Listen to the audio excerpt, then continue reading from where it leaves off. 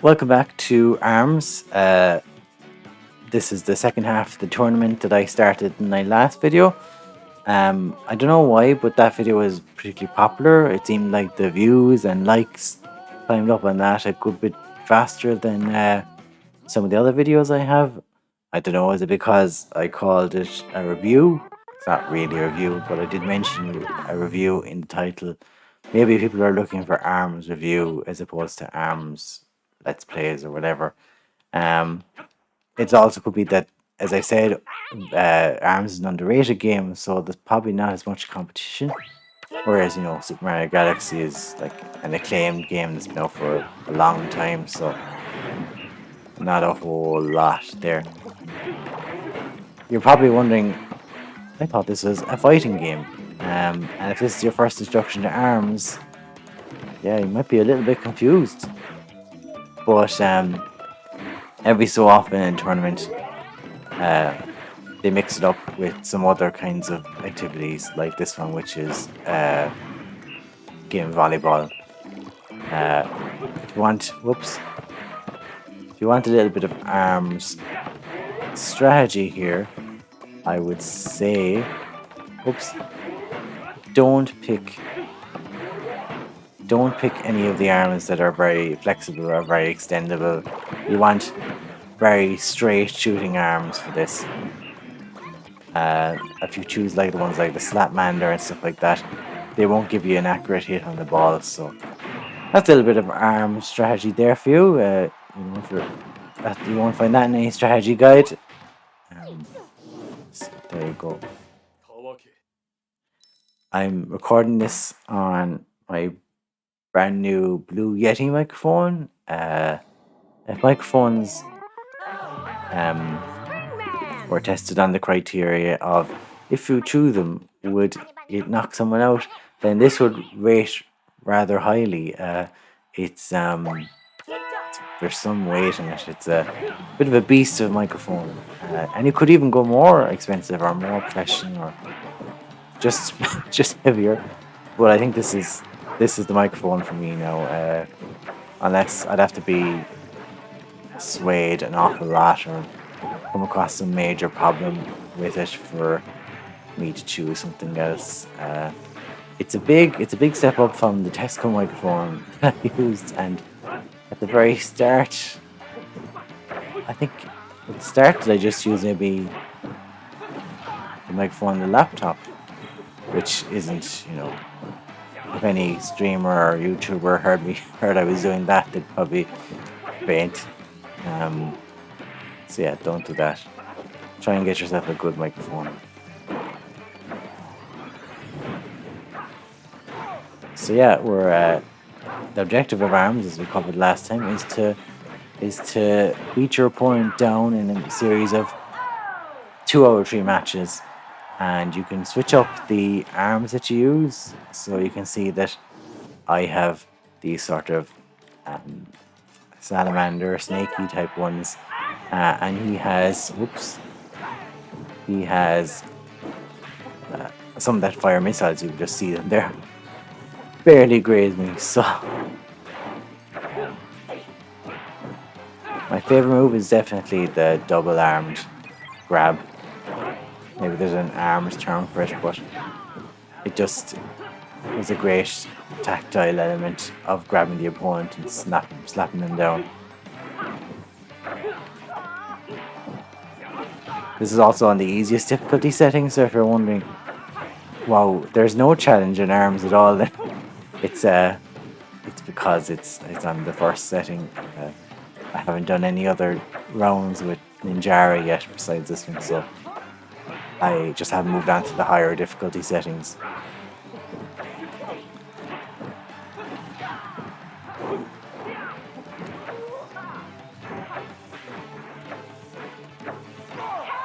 For anyone wondering if Super Mario Galaxy will return, though, of course it will. It's the series I started this channel with, so I'm not gonna stop until I finish it. I'm that determined to beat Bowser. So yeah, I will be back. It's just taking a slight detour. and a seemingly a beneficial one, as it's something that apparently YouTube is interested in, other people are interested in YouTube. This is a little bit of a tougher one because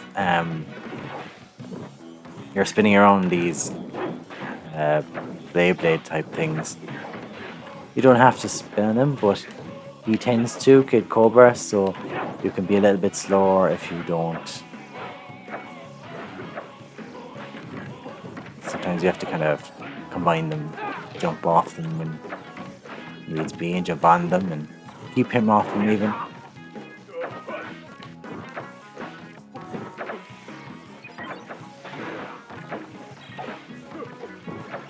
Today was one of those lovely, sleepy midweek days off. Our power was actually out, which I knew was going to happen, but it was a nice excuse to mix it up and not play games, I suppose. Not take a break from the likes of ARMS and Super Mario Galaxy and Tales of Zestiria, which is the game I'm playing when I'm not playing these two. So yeah, the power going out can not the worst thing in the world, unless you're working. I had good notice, so that's why it worked out well. But if you don't have notice and you work from home, it can be a little bit more annoying. But our power doesn't go out that often, contrary to how it may seem to people.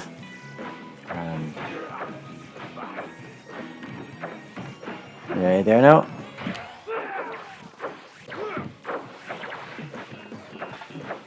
I will say that special attack that we have, the yellow one, which you charge up and then you can form this series of volleys of hits, isn't much good on the higher difficulty settings. On the higher difficulty settings, even on this one, the opponents are just going too quickly to get grabbed by that, chances are you're just going to end up wasting your punches. So it's much more beneficial on the easier difficulty settings. Lola Pop was actually a character added after the game was released. She's kind of one of the newer challengers, but she's quite easy to beat. She has this sort of Italian gelato setting, which is nice. And she has this special move where she sort of inflates herself, sort of like a Lanky Kong type move, and get her to do it. Yeah, like that. You know which part of the DK rap I'm talking about there. Oh, that was perfect. Dragged her into an explosion. Nearly have her now.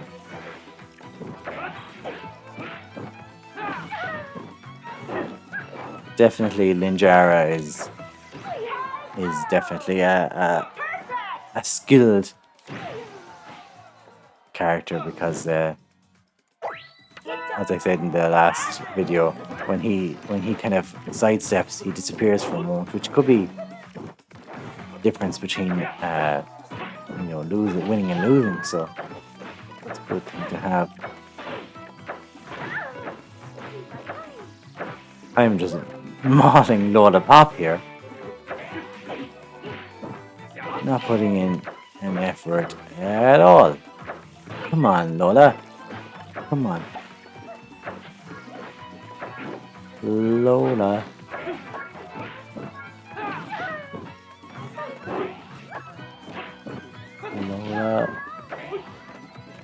Trying to make Lola pop.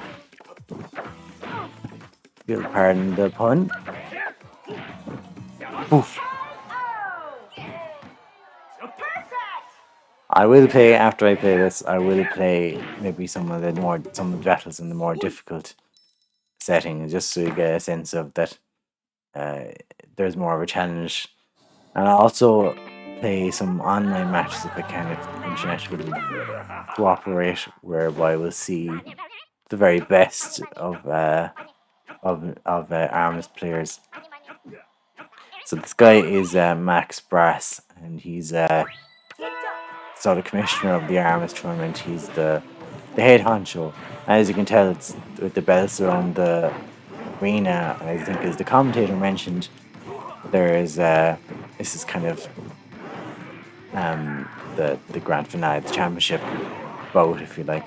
But Max Brass isn't that much more difficult than some of the other people. In fact, in some respects, he's a little easier because he's kind of bigger. So any of the bigger characters are easier targets. Like Master Mummy again is not that difficult. So yeah.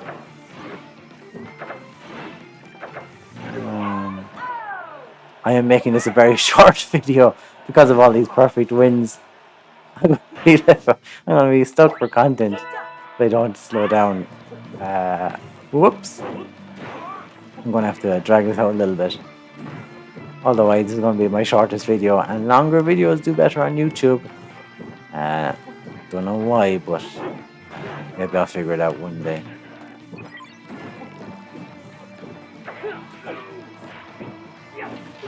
I suppose longer videos are...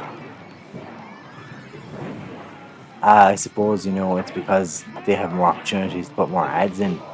I bet that's it. You know, in a 5-minute video, you might only get one ad at the start or one ad at the end, if that.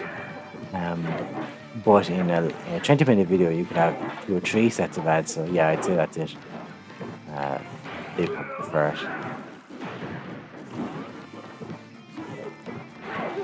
Whoa.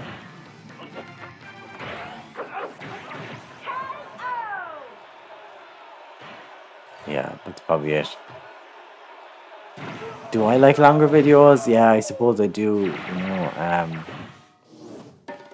shorter videos are sometimes they work sometimes depending on the content, but a longer video, you know, it could almost feel like an episode of a show. So probably that's kind of good. It's something more substantial. So these are all the matches that I played, and it's victory throughout. I didn't fight every other character because there's like 14 characters with only 10 matches, and on the higher difficulty settings you actually have to fight another 1 or 2 opponents. Max Brass is sort of gets taken over by this entity called Headlock, who sort of gives him extra powers, and there's an extra fight at the end. So that does happen. But there's Ninjara sporting the belt anyway.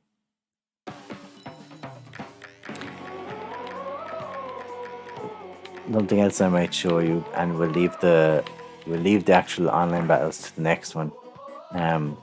Is how you actually pick up arms in ARMS.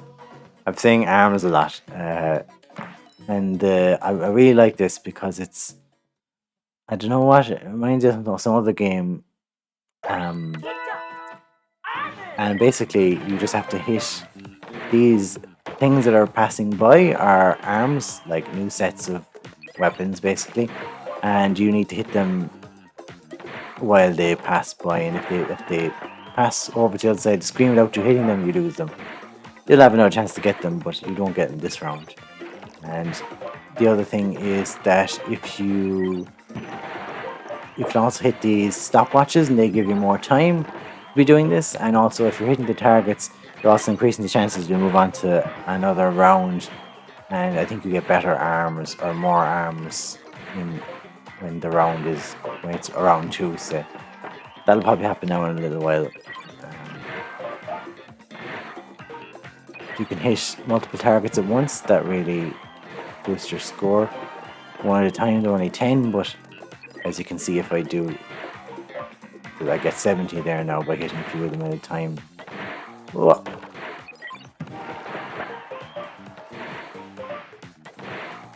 In order to do this game, you need to play the single player mode and pick up points or credits, and you can spend these credits on getting time in this trophy collecting game.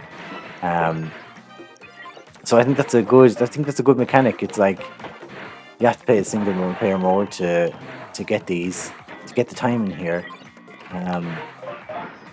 But when you're in here, you can also sort of, if you're good at it, you can kind of extend it. So it's fairly generous. That said, there are a lot of arms because there are 14 characters and like they have about 30 arms each, so there's quite a few to collect.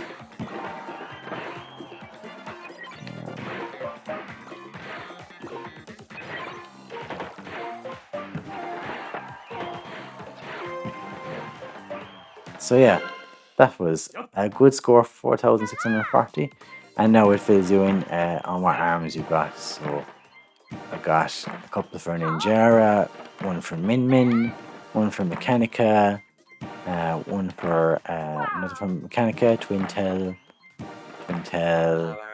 Lightning Bark, Kid Cobra, Bob, or Helix, Max Brass, Lola Pop, Misango, Dr. Coil. And as you can see, it's your objective to try and fill in those sheets so they all have access to everything. And I assume once you do access everything, you'll get maybe some badges, or maybe you'll get an extra character or a trophy or something. So, as you can see, just looking at the badges I got there now, give me another 60 credit over here. So, I think you're always earning credit for different things, for unlocking things, for playing the game, for gaining badges. So I think that's cool. It's the gallery where you can see some of the artwork that they've created. I don't have too much of these, but I can unlock a lot because I have the credit to do so. Whoa, there's a lot of these. I didn't even realize. Some of it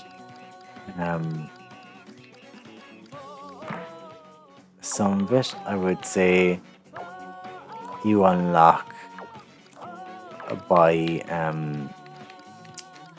playing the game. Like this Ninjara one, I didn't buy that.